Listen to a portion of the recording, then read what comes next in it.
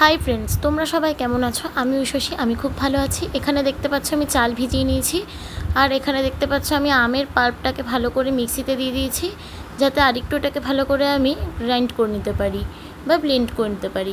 এখন দেখো কড়াতে আমি দিয়ে দিয়েছি দুধটাকে জাল হওয়ার জন্য। দুধটা ভালো করে জাল হয়ে একদম দেখো সর মতন যখন হয়ে এসছে, তখন কিন্তু আমি এখানে চালের যে বাটাটা, চালটাকে ভালো করে বেটে নিচ্ছি। চালটাকে বেটে নিচ্ছি, বেটে নিয়ে এটাকে আমি দুধের মধ্যে দিয়ে দিচ্ছি। চালটাকে আমি প্রায় 5 থেকে 6 ঘন্টার মতন ভিজিয়ে রেখেছি। তোমাদের হাতে যদি টাইম কম থাকে তোমরা 2 ঘন্টাও কিন্তু ভেজাতে পারো। দেখো এবারে আমি এটাকে ঘন হওয়ার জন্য অপেক্ষা করছি। ততক্ষণই নাড়তে হবে যতক্ষণ এটা ঘন না হচ্ছে। আমি দেখো এখানে অনর্গল নেড়ে যাচ্ছি, প্রায় আমি এখানে 10 মিনিট মতন নাড়ানোর পরে এটাকে কিন্তু আমি ঘন করতে পেরেছি। ঘন করার পরে কিন্তু আমি এখানে আমের পাল্পটা অ্যাড করব, সেটাও তোমাদেরকে আমি দেখাবো। তো তার আগে আমি বলে দিচ্ছি, কালকে হচ্ছে জামাই ষষ্ঠী 2025 সালের, আর এখন বাইরে পড়ছে হালকা হালকা বৃষ্টি, আর আমি এখানে একটা ফিন্নির মতন বা আমের পায়েসের মতনই কিছু একটা বানানোর চেষ্টা করছি।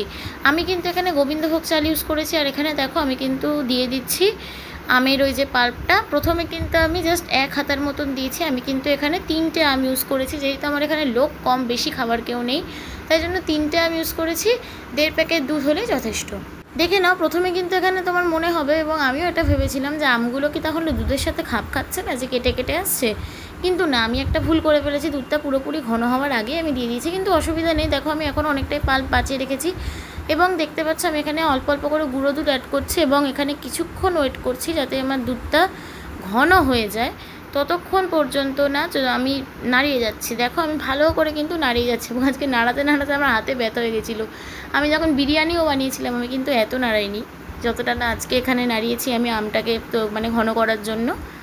এবং আমি এখানে বাইরে যখন আজকে যখন আমার ফ্যামিলি মেম্বার্সদের এখানে এটা সার্ভ করেছি না, ওরা সবাই খেয়ে খুব প্রশংসা করেছে। রাতের ডিনারের সাথে এটা ডেজার্ট হিসাবে সার্ভ করতে পারো। কালকে আসলে আমার একটা জায়গায় একটু প্রোগ্রাম রয়েছে, তো আমি ঠিক করেছি কালকে এই জিনিসটাকে আমি ক্যারি করব। আমার বাস জার্নি করে যেতে হবে প্রায় 2.5 ঘন্টার মতন, তো জানি না কতটা থাকবে। গিয়েই অবশ্য যেই বাড়িতে প্রোগ্রাম রয়েছে সেখানে ফ্রিজে ঢুকিয়ে দেবো। তো দেখতেই পাচ্ছ, প্রথমে কিন্তু আমার মনে হচ্ছিলো আমগুলো কিন্তু কেটে আসছে। আমি বারবার বলছি কেউ কিন্তু এটা ভেবে আপসেট হয়ে পড়ো না যে আমার কি আমগুলো তাহলে কেটে যাচ্ছে, কিন্তু না, একদমই তোমার আমগুলো কেটে যাচ্ছে না। তুমি ততক্ষণ পর্যন্ত নাড়িয়ে যাবে যতক্ষণ না পর্যন্ত তোমার দেখবে কড়ার তলা দিয়ে দেখবে একটা জিনিস মতন হবে। তোমার যখন দেখবে এটা যখন টান মতন আসছে একটা, ততক্ষণ পর্যন্ত তুমি কিন্তু এটাকে নাড়িয়ে যাবে। যখন দেখবে তোমার ভার হয়ে আসছে জিনিসটা, দেখো এটা কিন্তু আস্তে আস্তে ফুটছে। ফোটার পরে কিন্তু অনেকটা ঠিক হবে, অনেকটা ঠিক হওয়ার পরে কিন্তু রেডি হয়ে যাবে আমের পায়েস আর আমের ফিরনি। আমি কিন্তু এখানে আগের থেকে একটু কিশমিশ দিয়েছি, এটা কিন্তু অপশনাল। আগের থেকে কিশমিশ দিলে কিন্তু আমের গন্ধটা অল্প চলেও যেতে পারে, কিন্তু কোনো প্রবলেম নেই, যেহেতু পায়েসের মতন করে এখানে এটা খাওয়া হবে, সুতরাং তোমরা এটা এখানে কিশমিশ ইউজ করতে পারো, কোনো রকম তোমাদের সমস্যা হবে না। এরপর দেখে নাও আমি এখানে এটাকে যখন এটা ফুটছে তখন কিন্তু আমি বাকি আমটা দিয়ে দিচ্ছি। আবারও একটু আম বাঁচিয়ে রেখেছিলাম এখানে দেবো বলে, এটা একদম গার্নিশের টাইমে আমি আর গার্নিশটা তুলিনি, কারণ গার্নিশটা আমি আজকে করব না, কালকে ওখানে গিয়ে করব।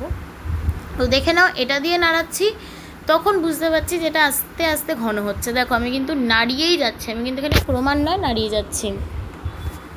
আর হ্যাঁ, কালকে তো জামাই ষষ্ঠী। কালকে কার কার জামাই ষষ্ঠী খাবার প্ল্যান রয়েছে, কে কে মামার বাড়ি যাচ্ছ, কে কে বোন নিয়ে শ্বশুর বাড়ি যাচ্ছ বা বাবার বাড়ি যাচ্ছ, তারা কিন্তু অবশ্যই আমি কমেন্ট করো। এখানে কিন্তু স্বাদ মতো চিনি দিয়ে দিচ্ছি।